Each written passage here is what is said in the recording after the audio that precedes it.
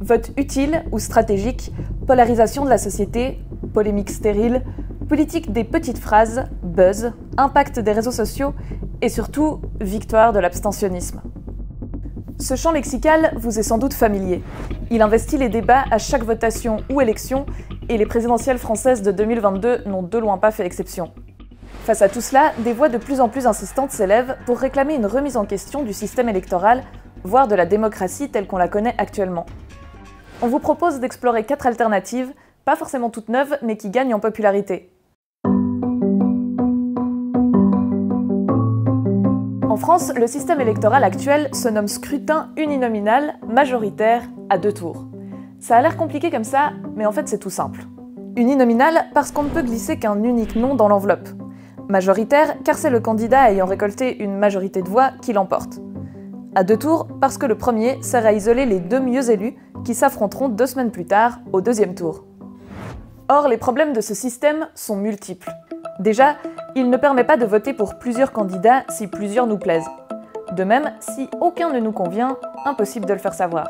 Et puis, du côté des candidats, ce système pousse à se battre contre ses adversaires puisque les voix sont limitées. Toutes celles qui sont attribuées à l'un sont donc automatiquement perdues pour l'autre.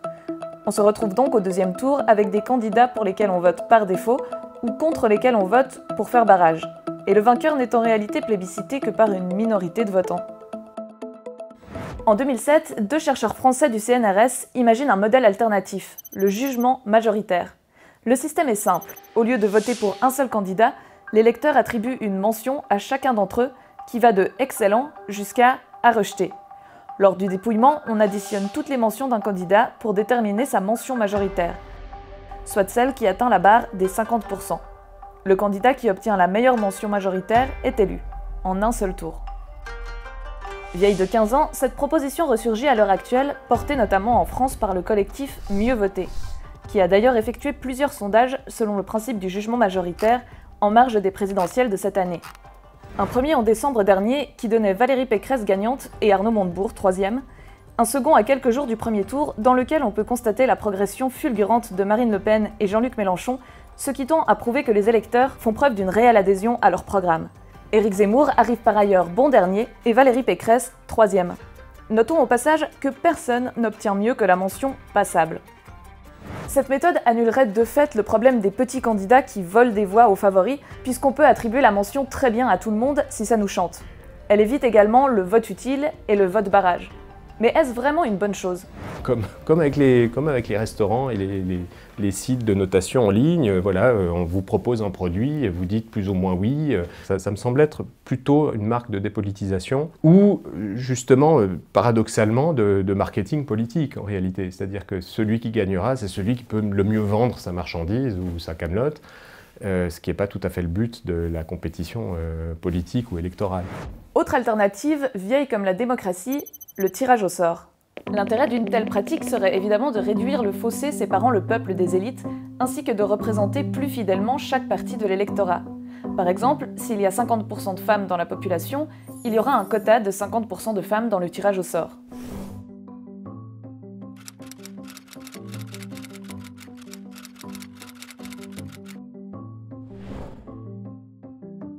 En Grèce antique, une partie du système politique athénien reposait sur ce principe. Dès lors, il est souvent considéré comme l'origine même de la démocratie. Le tirage au sort est aussi fréquemment utilisé en Suisse dès le XVIIe siècle et jusqu'au début du XIXe pour éviter l'achat des voix, mais aussi pour calmer les révoltes contre le pouvoir élitaire. Bon, l'erreur qui est faite la plupart du temps, c'est que le tirage au sort est toujours mélangé à l'élection, donc les 2 choses ne sont pas séparées, et que dans la plupart des cas, le tirage au sort a été une proposition oligarchique, beaucoup plus que démocratique. Les démocrates, notamment à la fin du XVIIIe ou au début du XIXe siècle, sont complètement opposés au tirage au sort. Donc il faut faire attention avec cette idée qui est héritée pour l'essentiel de l'Athènes ancienne, que le tirage au sort serait la méthode démocratique par excellence de sélection des magistrats. Mais il existe un autre moyen d'améliorer le poids politique des citoyens. La démocratie directe. Actuellement, la plupart des démocraties occidentales sont représentatives. Le peuple élit des députés qui se chargent ensuite de discuter et de voter les lois. Tout au long de l'histoire, la démocratie directe, soit sans l'intermédiaire d'élus, est invoquée par divers mouvements révolutionnaires, comme la Révolution française, la Commune de Paris, les communautés libertaires pendant la Révolution espagnole, ou plus récemment, les mouvements comme Nuit debout, les Indignés ou Occupy Wall Street.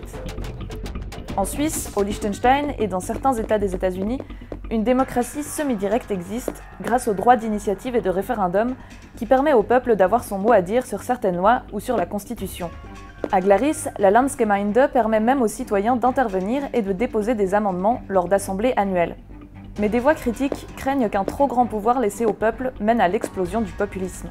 On m'entend épeindre quelques exemples, mais en oubliant toute la pratique instituée du référendum, c'est-à-dire que la plupart du temps, les 4 votations par année ne relèvent pas de propositions fantaisistes ou d'extrême droite ou autre. C'est dans ce sens-là qu'il faut comprendre la démocratie directe, et en ajoutant bien sûr que la démocratie directe n'est aussi bonne que si elle est beaucoup utilisée. Il faut voter le plus souvent possible pour que ces référendums ne soient pas précisément des référendums pour ou contre le pouvoir, et qu'il y ait une habitude, d'une certaine manière, de l'utilisation et du fait de se prononcer sur des questions publiques.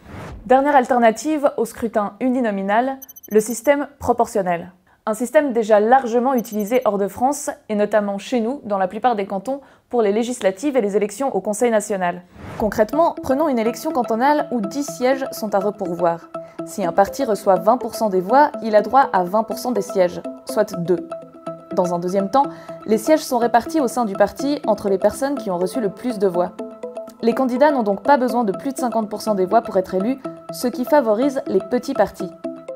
Mais en France, la peur de l'extrême droite a toujours freiné les initiatives allant dans ce sens. Et pourtant, quand un parti représente 30 ou 40% de l'électorat et qu'il n'a presque pas de députés, il y a un problème. C'est pas comme si les opinions qu'il représentait disparaissaient du fait qu'il était absent de l'Assemblée nationale ou du Parlement national. Et le fait de les exclure du débat politique a en général plutôt l'effet inverse, de les renforcer, pas parce qu'ils peuvent se présenter comme des martyrs. L'extrême droite a toujours été très bonne pour exploiter ce genre de choses.